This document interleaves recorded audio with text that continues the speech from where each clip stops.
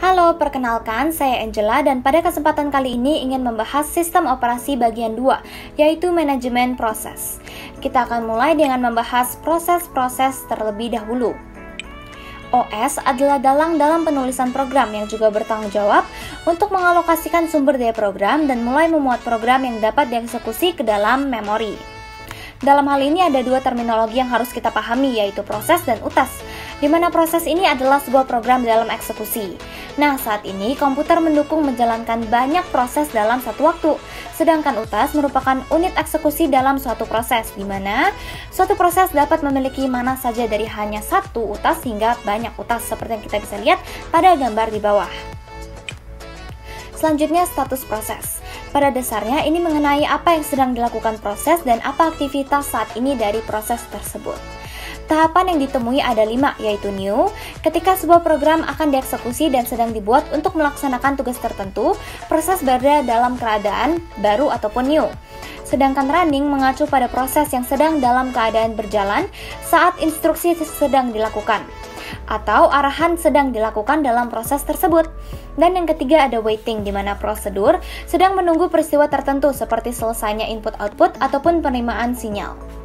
Dan yang keempat ada ready, proses disiapkan dan menunggu ditugaskan ke prosesor untuk melanjutkan eksekusi dan beralih ke status ready ataupun siap. Dan yang terakhir ada terminated, yaitu eksekusi operasi selesai. Selanjutnya yaitu proses state diagram.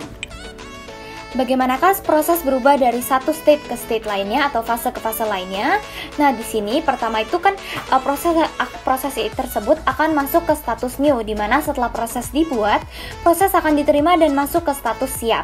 Di status ready ini, proses siap untuk memulai eksekusi dan menunggu untuk ditugaskan ke prosesor. Sedangkan pada fase running, scheduler dispatch akan mengirimkannya ke prosesor dan kemudian akan memulai eksekusi. Dengan kata lain, merupakan saat instruksi dalam proses sedang dieksekusi. Nah, seperti yang kita bisa lihat pada gambar, ada 3 kemungkinan kasus yang akan berjalan dalam fase running.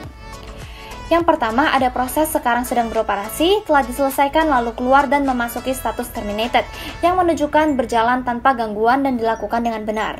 Sedangkan pada kondisi kedua, proses sedang dilakukan namun kemungkinan terjadi gangguan. Jika setelah selesai proses dengan prioritas lebih tinggi tiba, maka akan kembali ke status ready.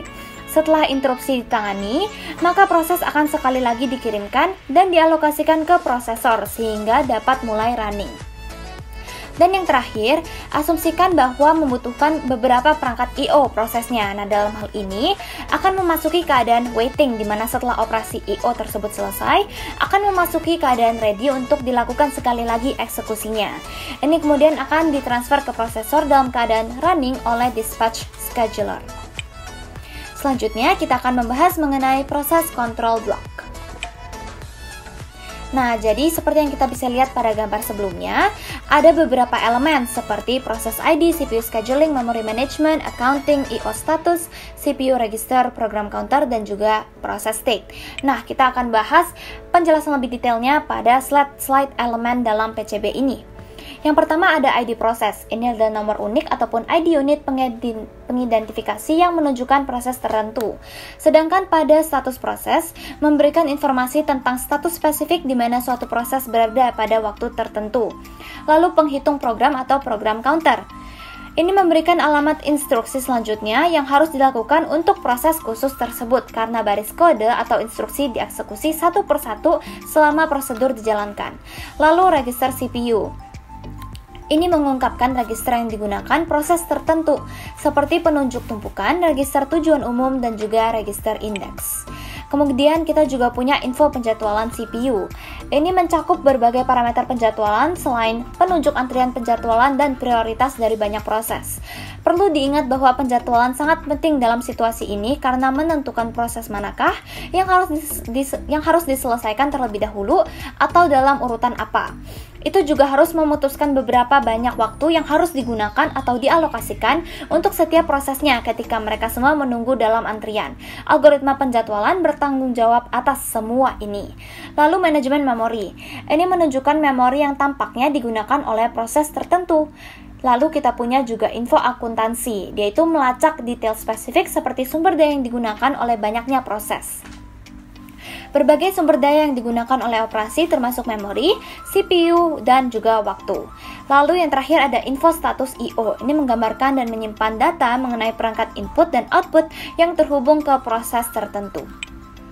Selanjutnya, kita ada tujuan penjadwalan proses, yaitu multiprogramming dan juga time sharing.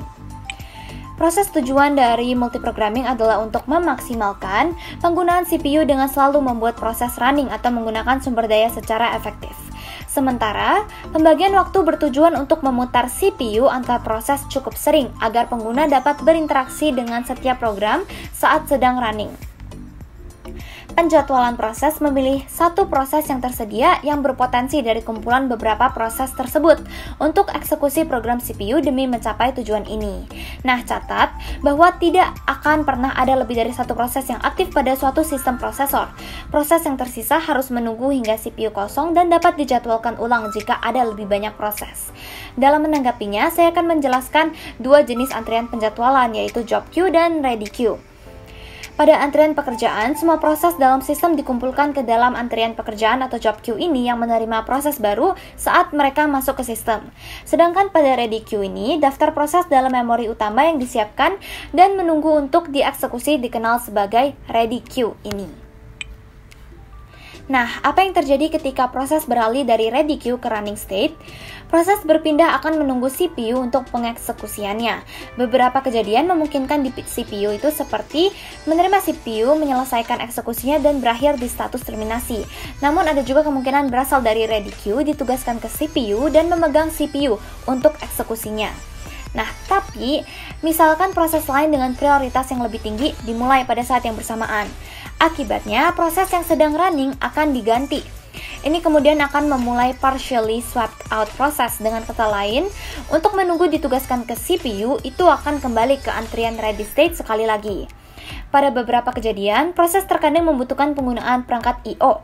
Akibatnya, ia akan menunggu ketersediaan dan operasi input-output sebelum kembali di antrian ready dan menunggu CPU untuk memulai eksekusinya. Nah, kita lanjutkan pada switch context.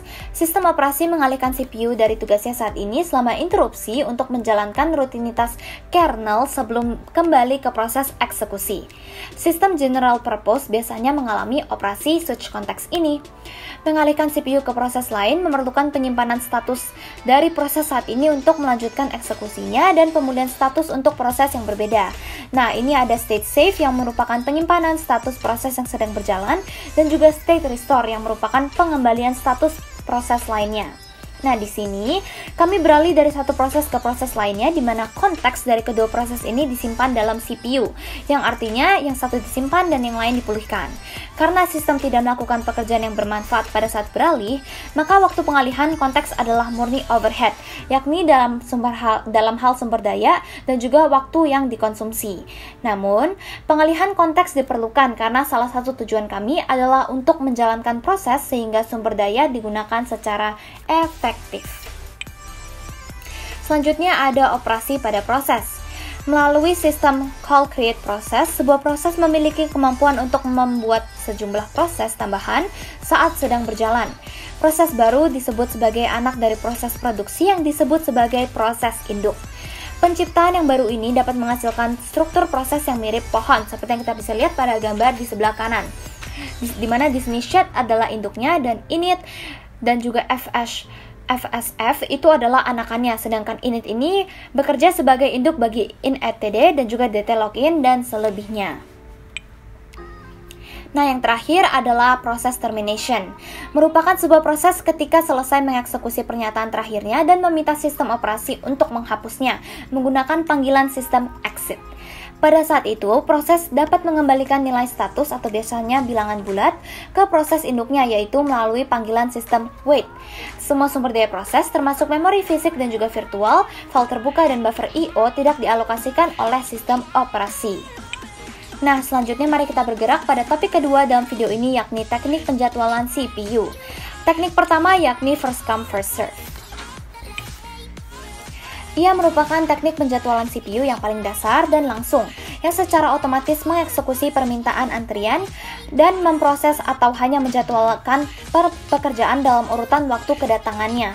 Dalam proses semacam ini atau prosedur semacam ini, alokasi CPU masuk ke proses yang membutuhkannya terlebih dahulu. Jadi seperti kita bisa lihat pada contoh, proses P1 dengan burst time 24, P2 dengan 3, P3 dengan burst time 3. Nah, di sini untuk waiting time P1-nya itu 0 ms, sedangkan waiting time untuk P2-nya 24 dan P3 27. Hal ini dikarenakan proses P1 burst time-nya 24, sehingga waiting time untuk menjalankan P2 ya 24. Sedangkan kalau untuk P3 maka 24 ditambah burst time P2 yaitu 3 menghasilkan 27 dengan average waiting time-nya semua dijumlahkan dan dibagi 3 menjadi 17 ms.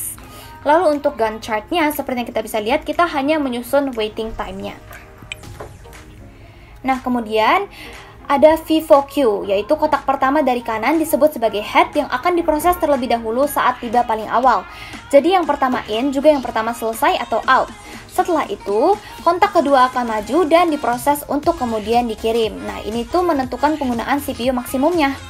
Jika waktu burst proses awal adalah yang terlama dari semua beban kerja, maka penjadwalan FCFS ini dapat mengakibatkan masalah kelaparan ataupun starvation. Selain itu, kita harus mewaspadai efek konvoy, di mana proses yang lebih kecil harus menunggu lebih lama, pelepasan CPU jika proses dengan waktu burst yang lebih tinggi tiba sebelum proses dengan waktu burst yang lebih rendah. Di mana hal tersebut akan sangat menentukan waktu tunggu dan juga respons yang nantinya akan kita bahas. Nah, ada beberapa karakteristik dari strategi ini. Yang pertama, ada dukungan untuk teknik penjadwalan preemptif dan juga non-preemptif. Yang kedua, setiap pekerjaan diselesaikan sesuai urutan yang diterima, mudah digunakan dan juga dipraktikkan. Dan yang ketiga, setelah CPU dialokasikan ke suatu proses, proses tersebut menjaga CPU hingga melepaskan CPU, baik dengan menghentikan ataupun meminta. Terakhir, ia berfungsi cukup buruk dan juga biasanya memiliki waktu tunggu yang lama. Nah, ada beberapa keuntungannya, yaitu versi paling dasar dan juga mekanisme penjadwalan CPU yang baik, mudah diprogram, dan juga menggunakan first come first serve. Nah, itu untuk kelebihannya. Namun, akan cenderung lebih banyak kelemahannya, yaitu seperti yang ditampilkan pada slide ini, yaitu karena menggunakan pendekatan penjadwalan CPU non-preemptif, CPU ini tidak akan dikirimkan sampai prosesnya selesai. Sedangkan untuk waktu tunggu, tipikal atau rata-rata, sangat lama. Sebelum operasi di akhir jalur dapat dilanjutkan, proses panjang di depan jalur harus diakhiri terlebih dahulu. Dan yang terakhir, dia itu cukup merepotkan untuk sistem pembagian waktunya, karena setiap pengguna harus berbagi CPU secara berkala. Nah, kesimpulan yang bisa kita tarik adalah karena kesederhanaannya, FCFS ini tidak terlalu efektif dan sangat berbahaya untuk mengizinkan satu proses menyimpan CPU untuk jangka waktu yang panjang karena dapat menyebabkan efek konvoy ataupun starvation. Nah, lalu untuk problems dan juga proposed solutions-nya, di sini kita punya beberapa jenisnya, yaitu max CPU utilization, waiting dan response time, minimal turnaround time, dan juga min throughput. Untuk maximization dari CPU-nya, ini memaksimalkan penggunaan CPU dengan menerapkan prinsip antrian FIFO yang mendukung first in, first out. Jadi akan langsung dialokasikan ke proses garis depan setiap kali CPU ini tersedia. Nah, untuk waiting dan response time-nya, teknik ini tidak mampu meminimalisir waktu tunggu yang diperlukan oleh suatu proses, karena operasi proses bergantung pada urutan kedatangan dan mengabaikan prioritas proses. Dalam hal ini, efek konvoy mungkin terjadi di mana proses yang lebih kecil harus menunggu lebih lama. Hal ini juga berlaku untuk response time, di mana agar proses selanjutnya dapat dimulai, maka harus menunggu selesainya tugas pertama terlebih dahulu, sehingga bisa dikatakan kurang efektif. Lalu ada minimal turnaround time, di mana perputaran minimum tergantung pada setiap proses, dan juga jumlah waktu yang akan dihabiskan di CPU. Jadi perhitungannya akan mengandalkan waktu penyelesaian dikurangi waktu kedatangan. Jadi kembali lagi pada berapa lama waktu yang dibutuhkan untuk menyelesaikan satu proses itu sendiri. Yang terakhir kita ada min throughput. Karena ini adalah jumlah proses yang diselesaikan per satuan waktu, menurut saya ini tergantung pada proses spesifik yang diberikan dalam antrian. Atau dengan kata lain, durasinya sesuai dengan berapa lama suatu pekerjaan dapat dilakukan di CPU yang bersangkutan. Terakhir, untuk teknik keduanya kita akan membahas short job first scheduling. Untuk contoh preemptifnya, di sini kita ada proses ID dengan P10, arrival time-nya dan juga burst time-nya 8. Untuk P2 arrival time 1, burst time-nya 4 dan selebihnya. Nah, untuk average waiting time prosesnya pada preemptive, kita langsung kurangi 10 dikurangi 1 dikurangi 0 menghasilkan 9 ms. Sedangkan untuk waiting time P2, maka 1 dikurangi 0 dikurangi 1 akan menghasilkan 0 ms dan juga selebihnya. Nah, nantinya ini akan kita susun dalam Gantt chart, di mana dari P1 0 ke 1, P2 1 ke 5, 10, 17, 26, dan selebihnya. Sedangkan untuk non-preemptive, waiting time-nya itu dihitung dengan total response time dikurangi number of millisecond process executed, dikurangi juga dengan arrival time-nya. Dengan proses ID, P1 dengan burst time 6, P2 8, P3 7, dan P4 3. Nah, untuk waiting time ini kita urutkan saja dari yang terkecil ke yang paling besar, dan kita jumlahkan. Seperti contohnya untuk P4 yang paling kecil dari 0 ke 3, lalu 3 ditambah burst time yang terbesar selanjutnya yaitu 6. Lalu 3 ditambah 6 menjadi 9, dan juga 9 ditambah 7 menjadi 16, dan juga selebihnya. Nah, waktu yang diperlukan suatu proses dalam menggunakan CPU dianggap penting, dan proses terpendek dari pekerjaan terpendek dalam hal ini akan menjadi yang pertama mendapatkan CPU-nya untuk memulai eksekusi. Nah, selanjutnya kita akan membahas kriteria penjadwalannya, di mana pada maximum CPU utilization-nya ini membuat CPU sesibuk mungkin. Biasanya berkisar dari 40% untuk sistem yang dimuat ringan hingga 90% untuk sistem yang banyak digunakan. Di sini, proses dengan burst time CPU terkecil berikutnya diberikan CPU saat tersedia. Ini pada dasarnya tergantung pada panjang burst CPU proses berikutnya daripada panjang totalnya. Sedangkan untuk selanjutnya kita punya throughput, di mana adalah satu ukuran kerjanya adalah jumlah proses yang diselesaikan per satuan waktu. Di sini pilihan muncul ketika proses baru tiba di ready queue, sementara proses sebelumnya masih dieksekusi. Nah, burst CPU berikutnya dari proses yang baru tiba bisa jadi lebih pendek daripada yang tersisa.